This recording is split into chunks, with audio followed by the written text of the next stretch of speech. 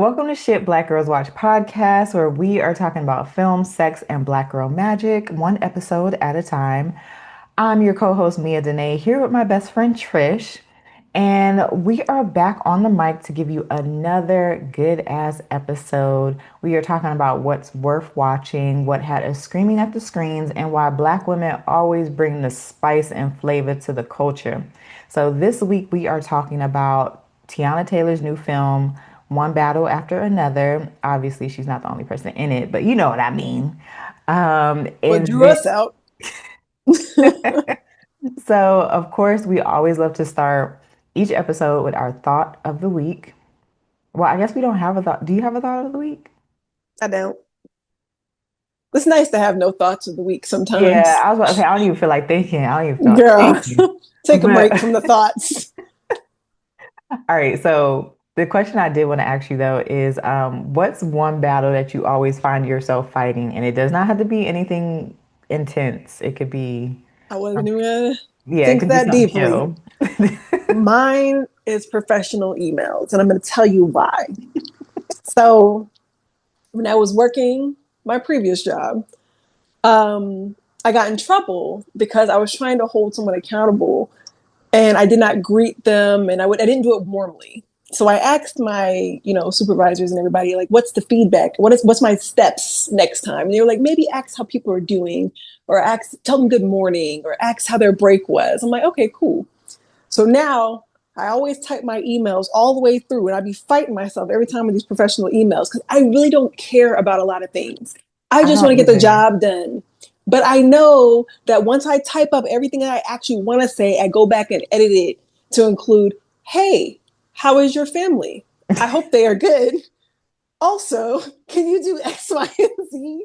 Yo, I understand because I've dealt with this with these like microaggressions and I'm in the Slack group asking niggas, "Hey, did you get this done? Did you do this?" And then my manager's like, "Hey Mia, like it comes off a little like rude. I don't know what the fuck. I don't know what they said, I but don't either. basically because I'm getting straight to the point and doing my job, I Mm-hmm. am not pleasant or friendly. Mind you, this is all via Slack and computers. Like, Girl, this is what takes the cake. I've seen white superiors, like superintendents and stuff, write emails that didn't have nothing, that wasn't asking me no questions, wasn't trying to get nothing out of me. I'm not no trying to good get a race morning. thing. None of that. Do not ask, they didn't ask me about my kids that I don't have. You know what I'm saying? Like something. So it's like I've seen those interactions take place. So for you to try to call me out and tell me I should be saying good morning or asking how they're doing and stuff like that after I've asked them 3 times to do something is fucking nuts to me. It is. So, okay, I totally understand that. And that's one battle I think You all know? of us have, have faced. I will say the daily battle that I fight on a regular, honestly, is road rage, driving in Girl. New York City. We do be having the road It's gotten rage. so bad. Like after this one guy chased me down and tried to like push me off of the road, I said, "All Yeah. right, I gotta calm You down." want to know what's crazy? That should be an isolated incident, but I also got into it with a white man on the road, and he also tried to push me out the road. But the crazy thing was, I didn't even do anything wrong. This nigga I was in the didn't either. wrong, and I like veered in front of him. Like he tried to cut me off, and I went around his ass, and Yeah. then he like chased me down because Yeah, they do that. try to block the merge lane, like when you're merging Uh-huh. the highway, he Yeah, like for no tried to get reason. get into my lane and cut me off. Mind you, there's so much room. There was like so much room. So I went around this dude and he freaking chased me down and like tried to like push me into the other lane. And then when I was honking my horn, he just like laughed at me and then drove away like a psycho. Yeah, pretty much. My guy was driving a meat truck, and I was trying to merge onto the highway, and it was like stop and go traffic. So I was like, I'm gonna just slide in here. Y'all ain't going nowhere. So I guess he didn't like that I slid in front of him, even though there was plenty of room. He starts honking at me. So I don't know. I flipped him off or some shit. I was cool. That was me being cool. He goes around me gets in front of me. So I go around him, I get back in front of him. Then he gets beside me and he starts coming into my lane, but it's not like he's ahead of me. He's beside me coming into my lane. So I start honking because I'm like, oh, he doesn't see me. I was like, oh no, he sees me. That man sees me. So then I get upset. And after he tries to run me off, I get back around and I pull my phone out and I pretend I'm recording his meat truck so I can report it to the authorities. And then he tries to run me off the road while I'm recording. Oh, girl, yeah, we gotta be careful out here We because the do. one thing that we do have the advantage of being up north is that most people don't have guns in their car. Goodness. It's not like we're down south and everybody has carry licenses and stuff. People be shooting off road rage. Exactly. That's why I'm like, I have to calm down. Yeah, same. I tell myself that all the time. It's like, you remember when Kevin Hart was talking about his dad and he almost drowned? His dad was like, I almost lost you today. I mean, having that conversation with myself. I was like, Trish, I think we overdid it today, buddy. You got to bring it down a notch. Oh gosh. Okay, so let's get into this film. One battle after another, starring Tiana Taylor, Leonardo DiCaprio, Sean Penn, uh, Lord, what's the Spanish name? The Spanish. Benicio del Toro. Yes, he was so I good love in him. this. Regina Hall and Chance Infinity. Yes, I remembered her name. It's so Is it unique. Chance or Chase? Oh, damn it. Chase Infinity. I'm celebrating. I'm so sorry to take that from you. Chase You had it. Infinity. Mm. And if you haven't seen the film, it's basically a film about a father that is raising his daughter after he has to go basically underground because he used to be a revolutionary. He used to do wild things with the child's mother. I'm talking about Leonardo DiCaprio's character, Bob. He used to do crazy stuff with Tiana, blow up buildings, hijack banks, like all Mm. types of stuff. And so they had to go underground. And during that process, Tiana Taylor leaves them. And now Bob is taking care of his daughter. But of course, Tiana Taylor's demons comes back to her, where one of these government officials is seeking Mm. revenge on her, basically. And that's the whole storyline is basically Leonardo One battle after DiCaprio. another. Yeah, one battle after another. Leonardo DiCaprio trying to find his daughter, who this general has kidnapped. Yep. There's a bunch of different like subplots, but I think we'll probably talk about them along the way as far as what those subplots were. I think we can start with, do you want to start interesting facts or you want to start with our favorite stuff? I guess I'm cool with interesting facts because also random. This was directed by Paul Thomas Anderson, who also did Boogie Nights. Have you ever seen Boogie Nights? I have. I've also seen Phantom Thread. I've also seen The Master and Licorice Pizza. I think he's a good filmmaker. The Master was incredible. Phantom Thread was incredible. He also did There Will Be Blood, I think. Yeah. So what did you rate this film? I gave it a 7.5. And Same. I've seen a lot of mixed reviews about this. So I guess Interesting Facts is a good place to start. But I've seen a lot of mixed reviews, and I think Interesting Facts is a good place to start because I think there's a bunch of context missing from the story and the characters. And I think with that context, it might not feel so gross. And Mm. I'm not trying to cop please for Paul Thomas Anderson because this is a white man. He is writing, certain characters and stuff like that. The choice to make the Perfidia black is also an interesting one. But I do think we should start there. Okay. Yeah. Well, yeah. Get right into it. How this was an original black Yeah. story. So I think it helps to think about Perfidia Beverly Hills Jones. Yeah. Was that her Beverly whole name? Hills. That's Tiana's character. Yeah. Yes. So Perfidia, the whole idea was inspired by this novel Vinland. And Vinland takes place in 1984. It's during the reelection of Ronald Reagan. And it feels very familiar to what we're going through Hmm. now, if you remember Reaganomics and all that other shit. So they start to try to paint like left wing movements as like these radicalized terrorist organizations and shit like that. And it kind of snaps back and forth between the 84 and the 60s. And one of the characters, Perfidia, is actually based off of a white woman named Fernice Gates. And the reason I think this is important is because you're thinking about it in Vinland as a white radical woman doing all this shit with all of her privilege and things like that, and not necessarily thinking about like a white woman in the 60s, sexual liberation. You're talking about second wave feminism. This is when the feminine mystique came out, which was this whole like revolutionary text about how women wanted more than just to be housewives and mothers, right? Hmm. So we get second wave feminism, and women are dreaming bigger and they're thinking bigger. So being a revolutionary is not that far out of the picture. But again, it's based off of a white woman. So I think when you think about Teyana's character, because she acts her ass off with this character, it is an over the Yes. top character. It is a character that is sexualized, but like Hmm. she's comfortable in that sexualization. It's a character that is complex and contradictory and Hmm. even a hypocrite to some degree. Yeah. So there's a lot going on, and you don't really know if she's for the movement because there's no like real political discourse that takes place. They're just blowing shit up.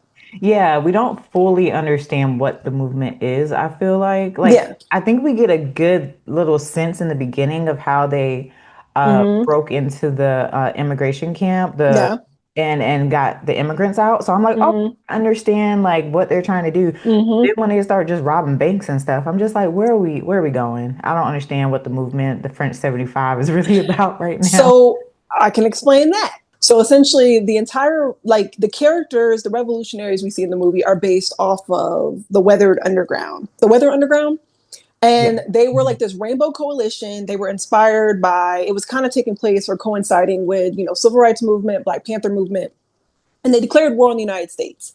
And this was in opposition to the Vietnam War. So they were basically like, we want to bring the effects of war here to the United States so that you can't absolve yourselves of what you're doing over there. So that's why I started bombing shit. That's why I started blowing up government buildings, banks, all that shit. So they were trying to bring like that chaos and wreak havoc here with purpose on the United States in the same way the United States was wreaking havoc on in Vietnam. That's allegedly where they're based off of. So those guys, they were engaging in like 3 days of rage, where over the course of 3 days in Chicago, they actually rioted in two. I actually think that if you're going to riot, this is a great way to do it in two affluent Chicago neighborhoods, and they caused almost $200,000 worth of damage. So the chaos and all of that is kind of brought to the forefront with this group. What were they called? The French 25 or The whatever? French 75. The French 75. So it's like you see that. I just don't know if they did a good job articulating all of that. That took a lot of Hmm. research for me to figure out like what exactly is happening here.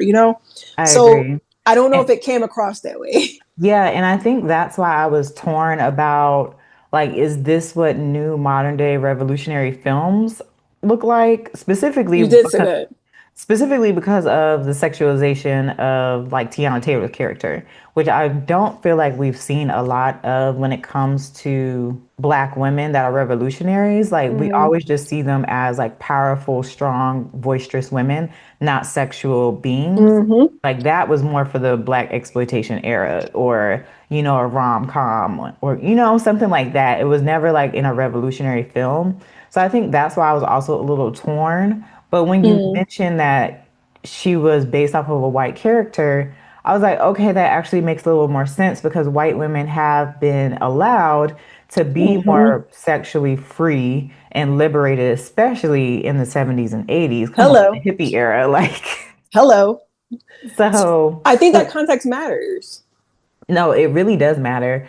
So also we found out an interesting fact that the title of the film came from like a statement from the Weather Underground. So the statement says, "From here on out, it's one battle after another, with white youth joining in the fight and taking the necessary risk. Pig America, beware. There's an army growing in your guts, and it's going to bring you down." And that makes sense when you think about like again, there's so much context that makes like the revolutionary acts it makes it make a little bit more sense, even if they don't really get into the politics of it all. Come across outside of releasing the immigrants from the detention center, there's not a lot of like they're not really explaining what the revolution should look like. Mm-hmm. They're just revolting, Or and I what, yeah, think what's the end goal of it? Like we really don't yes. know. Yeah. Yeah, and I guess I can. This will be a good place to transition while we're still here into. I know I'm hopping around, but like perfidia. in her as a character, because I was thinking about like this idea of revolution that's supposed to be reoccurring throughout the film. And I think Perfidia is a fascinating character to me.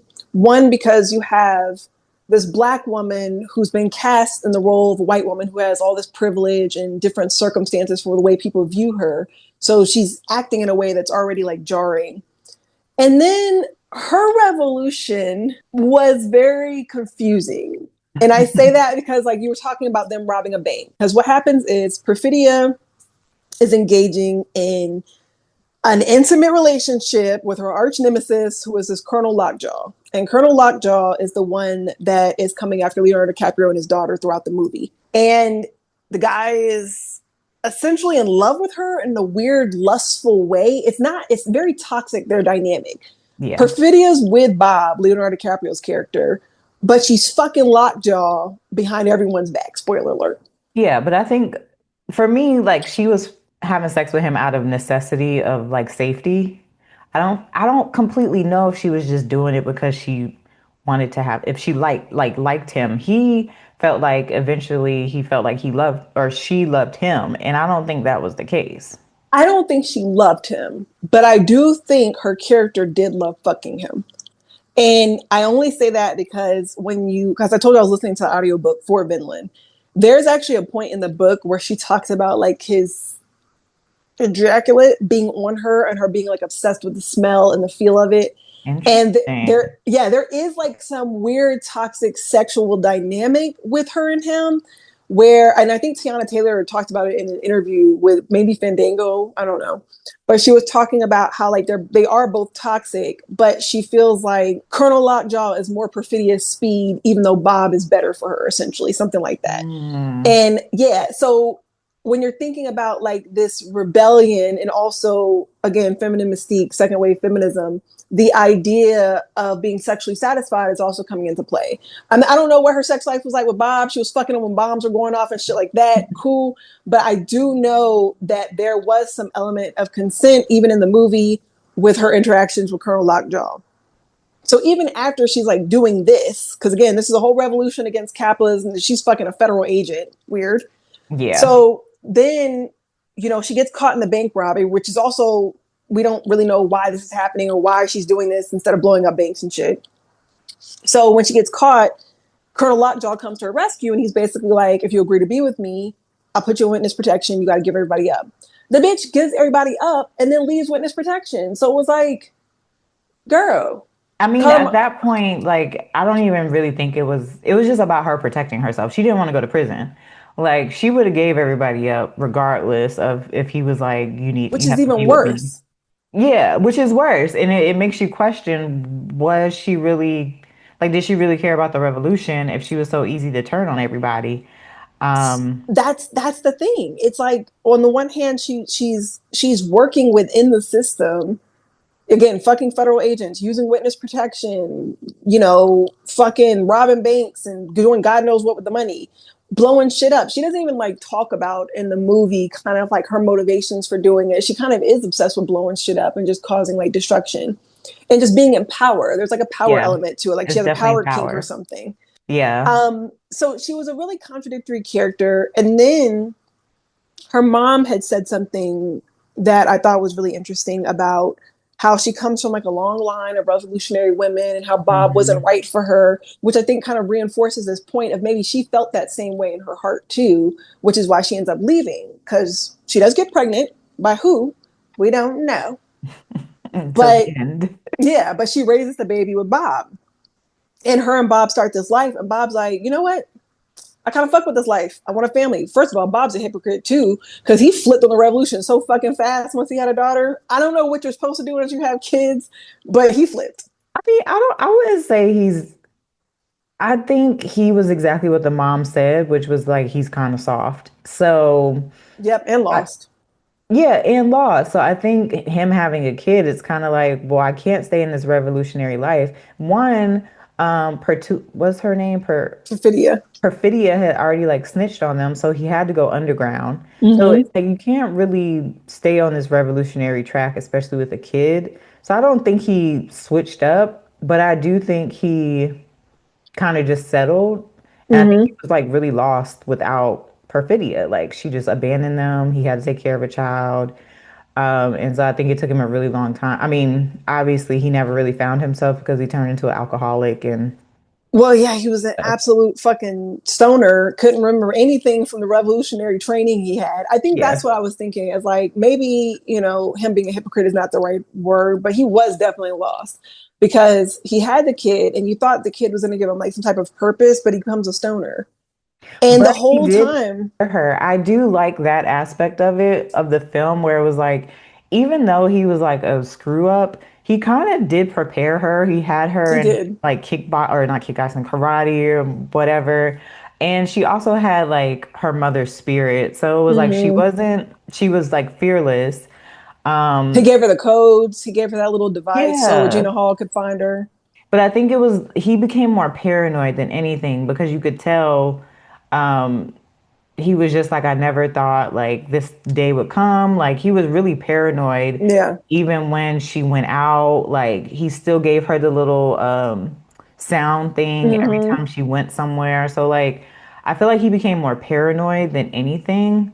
And he Hmm. was more fearful. What about So you? I What did were some of want to your? touch real quickly on because we both saw like people were torn about this Oh yeah. movie, specifically about Tiana Taylor's character and her Hmm. sexuality. So one person on our TikTok had commented, Erica, she was like, she felt like Tiana's character was a caricature, an angry, sexually obsessed black woman. And she wished that Regina Hall's character could have made, she thought that Regina Hall's character would have made for an interesting balance if they would have gave her more screen time. Um, so I was just like, okay, I think that's interesting. I don't feel like she was a caricature, but I do think her character was startling to us because, like again, like I said, we're not used to seeing a character like that. But I don't know if I can define her as a caricature. I agree, and I mean to your point. I was watching some other content creators take this one, and it is a hefty movie to take on. But one of them was saying basically, he was disgusted, his wife was disgusted. He was uncomfortable. I think he was talking about especially like the first like 20 minutes of the movie. They are pretty uncomfortable, if we're It gonna be made me honest. uncomfortable, but I was like, I kind of liked it. Like, especially when she Yes. came in and was like playing with the colonel and like made him Hmm. take off his clothes and stuff. And I was like, hell yeah, make them niggas suffer. And if y'all get turned on by it a little bit, then so be it. Like, I don't know. Yeah. I kind of liked it. I did, but you know me, you know my body. I did like it. I like the portrayal of an alternate version of the way that we can exist or the way that we do exist. Hmm. But when I was thinking about it again, these two sides, and one of the things he had said because he was on live with his followers or whatever, he was saying that black women in the movie are kind of portrayed as well. The black woman in the movie is portrayed as a whore and unfit to lead because their vaginas control their brains. And I did want to touch on this piece about like this hypersexualization of, Teyana. I think there's two problems I have with that. One, I think it takes away the autonomous choice of Teyana as an actual woman to take on this role and feel comfortable doing this role and make it her own because let's be real, Teyana ain't too far off besides blowing shit up from this character. Teyana is someone who, if, like, she drips power. Like, I wouldn't be surprised if Teyana had a power king. I don't And know. sexuality. Yes, and it's like y'all are acting like this is something that she stepped into that's so far from who she is. Like, I think that's taking away like some of how she reacted in this movie. There's I seen your notes about her improv some of the lines. Like some people are talking about like the way she's talking and how black exploitation it is, or with her character. So like I saw in your notes that Teyana Taylor even improvised some of her lines. So it's not like she was taking on this character without her free will or consent involved. Like she took on this character and she was happy to play this character. She's proud to play this character. So I think all the people that are kind of picking apart the character that she chose to play is strange. Now I also want to note that this this idea behind their revolution, whatever it was, there was some idea of liberation. One of my issues is that when people are talking about her being a caricature or hypersexualized, is it tries to box what liberation should look like. Hmm. Like it's saying you can be liberated, but it has to look presentable. It has to look like this. It has to not put you in the male gaze, or it has to do, it has to be, it has to like abide by propriety in some way. I don't like that because it's like, if there were, everybody's going to have their own different version of liberation. If this was Perfidia's version of liberation, why do we choose to pick it apart and psychoanalyze it instead of just allowing it to be her version of liberation? Teyana Taylor's version of this character. Like, I just don't know why there's been so much conversation around something that was of choice, Yeah, and you said something, sorry, you said something earlier about the guy said that he didn't like the film because he felt like Perfidia's character was being controlled by her vagina, Yeah. but I don't see it that way at all because at the end of the day, she didn't stay with the general. Mm-hmm. Like She said that pussy her don't pop for you. exactly and left this man high and dry. Mm-hmm. And I think what was actually more disturbing than Perfidia's like sexuality and liberation was the fact that this white man was so obsessed with this black woman that it caused a whole like I guess revolutionary in itself. Yes. Like it was so weird to me how obsessed he was with her that he was basically creating riots in different towns and Yep. cities and killing people, all because he wanted to be a part of this white supremacist group. Yeah. And he had to basically kill his half black daughter Yep. so that he could join this To get rid supremacist of group. the evidence. That to me was the most like because it just didn't make sense. It felt like it was too extreme, but the world we live in is really extreme. So I was like, this could plausibly happen in real life, but it just felt so out of touch for me. So I felt like that was more disturbing than anything else. But that's why there's something like maybe my brain doesn't work right or something, like I can't get right or something. But in my mind, I'm like, that is an ode to like the power of black women. Like if we're gonna deep dive into anything, it should be Lockjaw's obsession with Perfidia because it starts with him. He's the one watching her. He's Hmm. the one watching her engage in crime, even though he's like a federal agent or whatever, colonel, whatever. So it's like he has this, he sexualizes her from the beginning. We get that shot of Tiana Taylor's ass, which looked amazing. She always looks amazing. Her abs, her breasts, all of that. Like he's sexualizing her. And I think there's something to be said though about white men who want black women but don't know how to want black women. And don't know how to accept it themselves. Like they don't even Yeah. want to like open up to it fully, is what the real issue is. Because it's a difference between not knowing how to maybe connect or talk Yep. to a black woman versus being self aware enough or being like like having enough like self-esteem Mm-hmm. and like confidence in self to actually be with a black woman That's versus the problem. being disgrace, like feeling dirty that you have this Mm-hmm. kink for black women. And that's like, that also is like some slavery shit, like Yeah. some master shit. Well, So, I think that that's the part that probably deserves more attention than just Tiana Taylor playing this character is that there is an inexplicable pull that some people have to black women. I have a sexual pull to Tiana Taylor, and I don't even know what the fuck that is. Like that bitch got everybody under in the chokehold. So it's like I get it on one hand, but I also just get it from the lens of like we are amazing, and it's like I don't know. There's just like this whole ode to what that means to want to be. I don't know, to be so obsessed with black women. While we're here, I guess we can get into Colonel Lockjaw, who is Sean Penn's character, because here's another complex one. And not necessarily complex. This one's the more, I feel like this is the more gross character, but this character exists. So I'm also not sure why he's not a caricature or something. Maybe because he exists. So we have Colonel Lockjaw, who's played by Sean Penn. If Sean Penn doesn't get nominated for something for this, I mean, I'm he already, did a really good job with yeah, this. like I don't care how despicable the character is. It's giving Samuel L. Jackson in Django. Like he did a good job. He did a good job. You don't have to like the character, but the acting was superb. That walk was out of this fucking world. I Yo, I don't could know. not get over it. I don't know what it was, the little twitch hip Girl. movement. And then when he got messed up and Mhm. they gave him this long ass walking scene. I'm like, Girl. why are they doing Didn't nobody this? want to see that. It was such a strut. It was such a strut. That man had he had the entire character pinned down. So I expect Sean Penn to get some type of nomination for this, whether people like the movie or not. Best supporting. Would he be a supporting actor? Good question. I think he would be a lead. He feels like a lead, but I don't think they would. Because if anything, Leonardo DiCaprio is kind of supporting in this, even He's though he was sold supporting. as the lead. So And that's the thing about it too, is where it's supposed to be a story about a father-daughter, but to me it was more about the Colonel and I was gonna say Tatiana, Tiana's character some than the father-daughter aspect. somebody actually said that.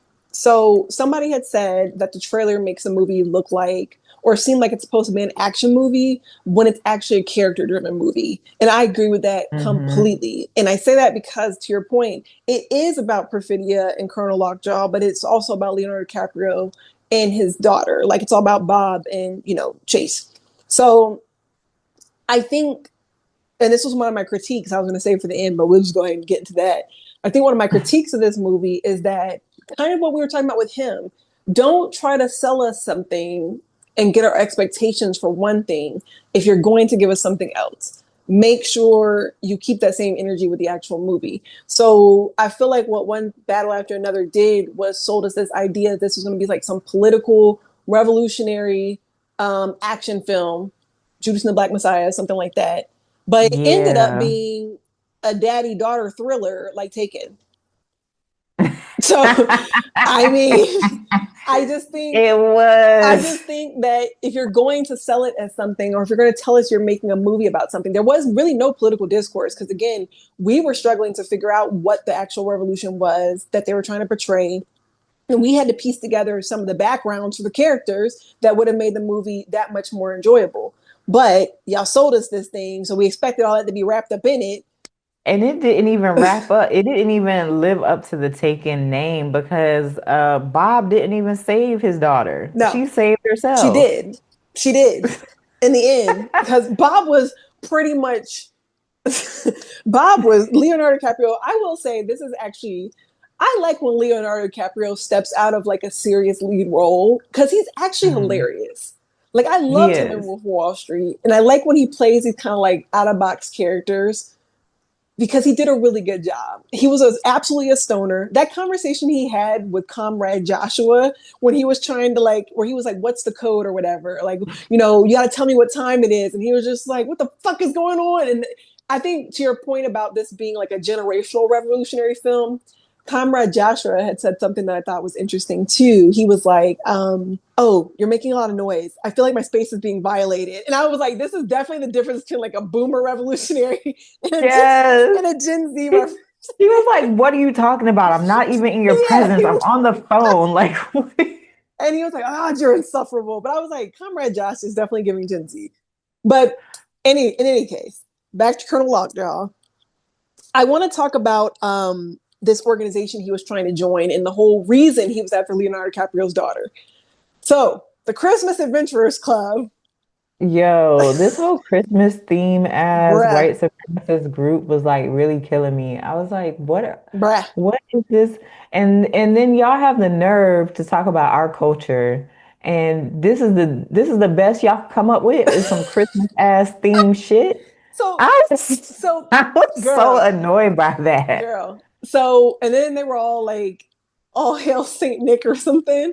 Like it was a really weird. That's why I said there was too many subplots and not enough like explanation of each. But I do feel like there was a theme of hypocrisy throughout this movie because Yeah. the Colonel Lockjaw essentially is trying to get rid of the daughter because he wants to join this racist organization, and you can't Hmm. have a fucking half black daughter running around if you're trying to join a racist organization. That's just the rules.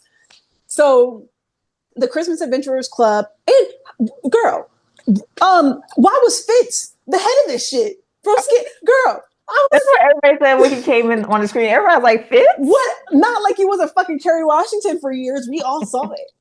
So Fitz is interviewing Colonel Lockjaw, and they do ask him if he's ever had relations with a black woman. And he's like, nah. While he's actively trying to get rid of the evidence that he's had relations with a black woman. So that does, I think his subplot makes the most sense. If they had just left it at a daddy daughter bullshit or whatever, and maybe like, I don't know, they could have done it different. But his subplot actually makes sense to me. Yeah, his subplot makes sense, but I don't like what would the storyline have been if Lockjaw was not in the film? You know what I'm saying? That's the problem people are having with the film is that one subplot didn't tie everything together, then we wouldn't really have a cohesive film at all. So I was reading because I was trying to figure out. I mean, we're no strangers to like racist elite organizations of white men where they're pretty much all Klan members and doing all this weird shit behind the scenes. But I wanted to Hmm. know, with them having so many connections to like the 60s and history and shit, if they actually based that on something. And this is all speculation with other online commentators and people and shit. But one of them is that it's based on the Bohemian Grove, which was an exclusive all white club of elite men. Some of them included prominent business leaders, politicians. Reagan and Nixon were part of this club, apparently. And they would do this weird thing. They would go out into this campground in California, and they would spend 2 weeks there in a retreat discussing like the future of society and the direction it should be taking. And they would do like these weird bonding rituals, whatever the fuck was going on out there, nobody knows. And it's not like a bipartisan, it wasn't like just a Republican ran thing either. Like a little bit of everybody was swimming up in there. So obviously the racism has no bounds. But yeah, I thought that was an interesting piece. So basically, Colonel Lockjaw is trying to join that group of men. And I think one of my beefs of Colonel Lockjaw is maybe the fact that he seems immortal until the end. Because didn't he get shot in the Immortal face? how? He got shot in the face Oh and yeah, he knocked got off the shot in the road. face and then yeah, went into the car Then accident. got Yeah. up out of the car accident and walked away on some Michael Myers shit. And then how they brought him back Girl. with his face all deformed, still trying to get into this society. So I'm actually glad they killed him off. I'm not even gonna I was lie. mad when he survived. So this is the part that I feel like some people are also struggling with was the conversation he has with Fitz. So, Colonel Lockjaw, obviously, because Leonardo DiCaprio's daughter, she saves herself and he doesn't get to kill her. And I think even the way that goes down, he couldn't kill her, gives her off to a Native American guy who's like, man, fuck this, tries to save her. She ends up getting away. So he doesn't get rid of the evidence, but somehow they're still interviewing him, which I thought was weird, but we find out why that worked. Yeah, Because I was yeah. like, why are they still allowing this if they already know he fucked a black woman? So, Oh no, I already knew they were gonna kill oh, you him. I was didn't? just curious to know how they were gonna do it. Oh, I thought until they started walking into his new office, I thought they was actually going to let him in. I was like, y'all bought that shit? So part of the other problem is he has this racist ass conversation with Fitz. They're basically like, we're going to ask you again, did you have relations with that woman? I did not have. He swears. He stops. He actually tells the No, truth. He tells the truth. he told the truth that time. He tells them that Partially. he says that he was ard in reverse. First of all, essay is essay, no matter who's doing it or how. You don't have to say it was in reverse. There's no need for that part. That showed his ignorance already. So that was weird. And he basically said that he was drugged and that perfidia was a semen demon. Calls this woman a semen demon. And what's fascinating to me about the semen demon, like whole like argument he's trying to make, they actually ask him, like, what would be the purpose of her doing that? And he says, and I quote, they saw the power of my mind and body. They desired it, which is such a profound piece that because it feels like exactly how he felt about perfidia. It was Hmm. more like he was projecting his own feelings in that moment than he was articulating hers. So I thought that was a Yeah. really profound piece. Yeah, because even how he described Perfidia Mm-hmm. to Chase when he was saying she was a revolutionary Yep. and she was a strong and powerful Yep. woman, but everybody else saw her as a snitch. Mm-hmm. So, yeah, I think you're right. He did. he saw her as like a godly figure. I feel like he was obsessed with her. So obsessed. Which, as you should be. Like, we're all obsessed with Tiana But Taylor. he also hated himself for like Yeah. being obsessed with her. I was wondering, and this was just like an off the wall thought. I was wondering if it was so easy for Perfidia to leave her family because she knew the baby might belong to Colonel Lockjaw. Good question. But if that was the case, wouldn't she take the baby? I feel like it was also the postpartum aspect. They Mm, didn't really tap into it they too much. didn't. I thought it was nice that they put it in there, but they could have. I feel like they should have gave her more like after she left, we should have saw something else from Mm-hmm. her. And that was a little annoying for me. But yeah, I think she left mostly because of postpartum We depression. I don't even think it was, I mean, it might have been because of lockjaw, but they didn't show us that, so we don't we know. get that dry ass letter in the end, which I don't think was Yeah. great at wrapping anything up. After Chase's character gets away, and her and Leonardo DiCaprio are back in that weird ass mountain in the woods, or whatever house in the woods. Um, he gives her a letter from Perfidia, and she basically asks a bunch of questions and reconciles and stuff like that.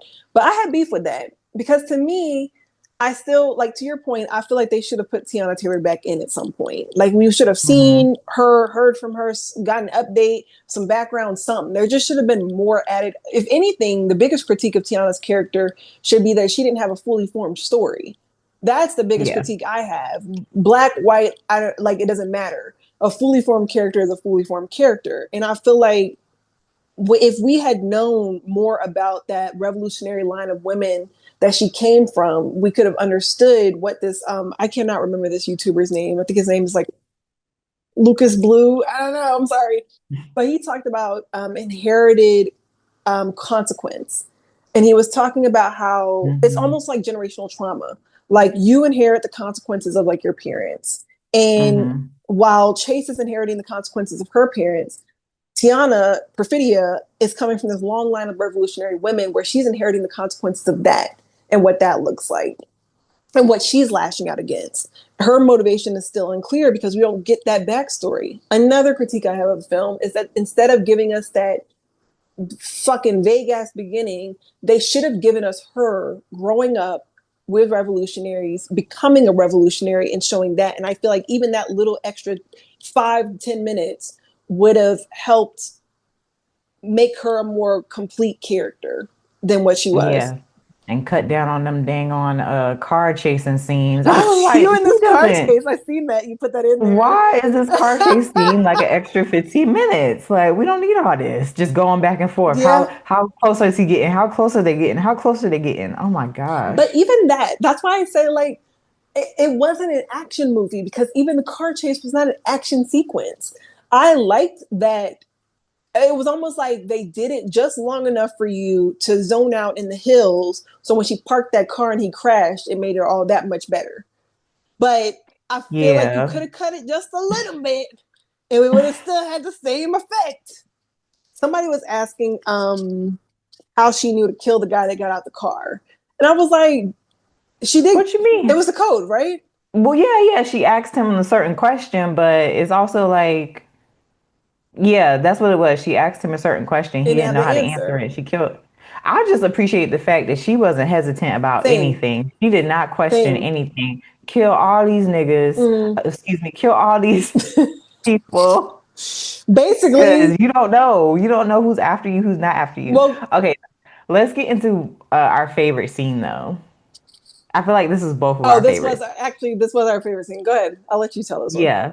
So getting back into like the revolutionary aspect of it, of where I guess it shows like modern day Yep. revolutionaries was the scene where we basically saw Chase's sensei helping Bob basically escape Mm-hmm.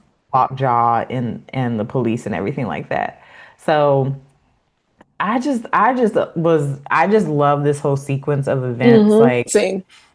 yeah, how Benicio, is it Benicio del Toro? Benicio. Benicio del Toro. Mm-hmm. I get my Spanish game up. But so yeah, so basically Benicio del Toro's character is he owns a karate a karate school, but also we come to find out that he's really a gangster out here. Like he Girl. has a mad underground um, society where he basically is not only taking care of his people, Mm-hmm. immigrants that come in from wherever, he's housing them, he's giving them jobs, and then he has like he owns like mad apartments. He Mm-hmm. might own the whole apartment building. We don't know. But basically Lockjaw is closing in on Bob, and Benicio's character helps Bob escape, Mm-hmm. where they go through different apartments, they go through grocery stores, like they're jumping off of rooftops and stuff. And even when Bob's character gets locked up, he gets caught and locked He up. got people on the Benicio, inside. Benicio still has people on the inside. Where Bob was in the hospital and the lady was like, unlock the key, Mm-hmm. unlock the cuffs, and was like, yo, go out the bathroom, go to the back. Mm-hmm. And Bob was out that bitch. Yep. So I just like that whole sequence of events, and I like the fact that it showed like the modern day revolutionary. And I think it also, for me, it shows like this is what we're used to seeing as Mm-hmm. what happens during the revolutionary. Like when I think about, the civil rights movement and the Black Panther Party and Assata Shakur and how did Mm-hmm. she freaking escape? This is what I'm thinking. It's Yeah. like some underground railroad shit. Like, I So I loved Benicio del Toro in this, even though he was really just a supporting character. I loved yeah, him as Sensei. I loved like kind of like his calm in contrast to like Leonardo DiCaprio's Bob's high intensity. Bob had no idea what the fuck was going on at any given moment. He was waking his way downtown. He was walking fast, but he had no fucking clue what was happening around him. His situational awareness was not there.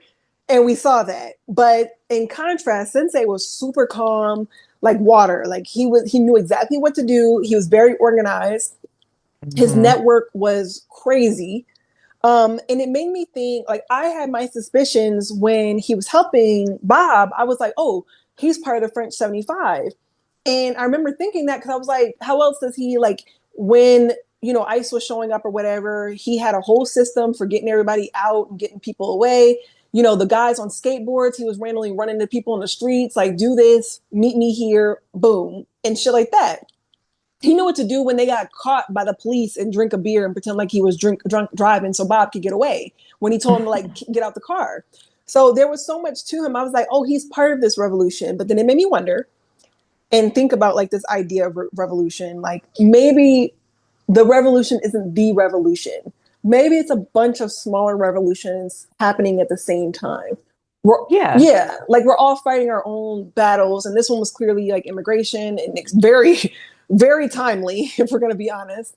So I yeah. was just thinking, like, he doesn't have to be a part of Front 75. This is just a different version of the revolution. Yeah, no, I never thought he was a part of French 75. And even when they showed us those small glimpses of Mm-hmm. the like retired French 75 members, Yeah. but they were also still very organized and were like broadcasting on radio and had their code names and Mm-hmm. stuff like that. I always see it as like they're different organizations, just like when we were at the height of the civil rights movement, where there was the Black Panther Party, Yeah. there was um God, why am I forgetting the names? But the student movements. That was actually the Weather Um, Underground was out of University of Michigan, Ann Arbor.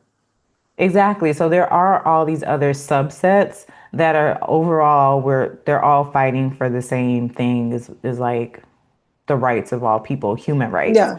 And so, yeah, I just appreciated seeing that aspect of like, I guess the Latin community's Mm-hmm. revolutionary like tactics and how they go about it. Mm-hmm.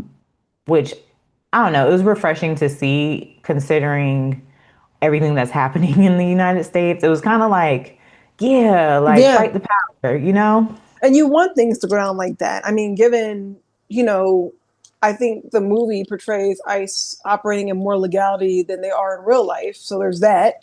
I think this was clearly filmed before ICE got a little out of hand. And by a A little, I mean a little. lot. Yeah. But I think it was filmed before ICE started operating outside of the law, like the law. So even in the Hmm. movie, they're portrayed a little more, you know, I mean, they're portrayed as officers and all that bullshit. versus the fucking vigilante militia that they are now. So I did think it was like a really cool, interesting fact that Benicio del Toro's family actually played parts of that they were actors within those scenes that Oh. we were just talking about, where Mm-hmm. they were helping the immigrants move, which they kind of described as the Latino Harriet Tubman situation. Um, so I thought it was really cool that he had like really close family and friends within those scenes. So that's my like little interesting fact right there. I appreciate it. And again, Benicio del Toro, he's been in this shit for a while. I loved him in Sicario, obviously. I feel like that's what he's probably most known for. Um, and he's a good villain, like Machete. Hmm. But yeah, I thought overall, I guess we can give our overall for the film. I would say overall, it was entertaining. I enjoyed it. Again, I gave it a 7.5 for if we didn't cover it. It's been getting critical acclaim across the board. It's got an 8.3 on IMDb, 95% critic score, 85% audience score. Um, it didn't make that much opening weekend. I thought that was worth noting. Somebody was just hating on it. They were basically talking about how much they hated the movie, and they were like, it made 48. It only made like around 48 million. It's never gonna make back its 175 million budget. And I was like, maybe. I don't fucking know. But I think that was also due to like a lot of the mixed reviews about whether or not people should go see it. If Hmm. I had to say, it's hard to say go see it because it's such an uncomfortable watch, but I was entertained watching it, is what I'll say. If you want to go see it in theaters, I was entertained the entire 2.5 hours. It's a long ass movie, Yeah, bro. it was a long movie. I don't know. I think it's worth going to see. I enjoyed watching it. Um, yeah, like I said, I gave it a 7.5. I thought all of the actors were really great. Probably the only caveat I had was that Regina Hall's character didn't really give us What a anything. waste of Like Regina Hall. even yeah, like we didn't even talk about her because that's how little she was in this film. And you know, I love me a Regina She is Hall. a friend. We love her here, but She's a friend to the so I was show. like, she's a friend. But my thing, we love both Reginas. My thing though is that they didn't even need to hire Regina Hall for that. They could have hired anybody to do it. Like it didn't have to be Regina Hall. But I'm glad she was in it. I just feel like she was underutilized. I agree with that. Yeah, even the scene where Regina Hall brought her to the nuns, like that in itself could have been more fleshed out. We could have learned a little bit more about how these nuns are out here Yeah, fighting the revolution. So that would have been nice to see too. that's the problem. You just epiphany. That's the problem with this movie. It can't decide if it wants to be action or if it wants to be character driven. Like Paul Thomas Anderson, I feel Hmm. like couldn't make up his fucking mind. So we get elements of both. We get black comedy, whatever. But what you just said, it would have been an enjoyable movie if you got to meet the characters along the way. Like if it was an adventure film where he's trying to get to his daughter and it highlights more of the people, like the whole idea Paul Thomas Anderson had was from this book Vinland, what happens when the revolution scatters, right?